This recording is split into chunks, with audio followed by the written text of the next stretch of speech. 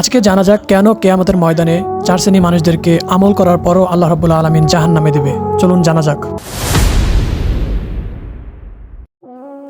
আল্লাহ রাব্বুল আলামিন বলেছেন, যার ভিতর রিয়া থাকবে, অতএব ওই ব্যক্তিকে যে আলেম, তিনি দিনী আলেম শিক্ষা করছে এই কারণে যেন মানুষ তাকে আলেম বলে।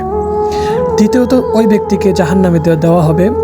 ওই হাজিকে, যে হাজি মানুষকে দেখানোর জন্য হজ করেছেন।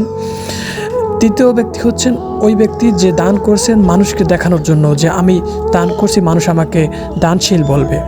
চতুর্থ ব্যক্তি হলো ওই ব্যক্তি যে কিনা নামাজ পড়ছে মানুষকে দেখানোর জন্য, যে আমি নামাজ পড়তেছি, আমি মুসল্লি। যার ভিতর এই মানুষ দেখানো অহংকার থাকবে, আল্লাহকে দেখানোর জন্য আমল করবে না, মানুষকে দেখানোর জন্য আমল করবে, তাদেরকে জাহান্নামে দেওয়া হবে। অতএব ভিডিওটি শেয়ার করে অপর মুসলমান ভাইকে দেখার সুযোগ করে দিন।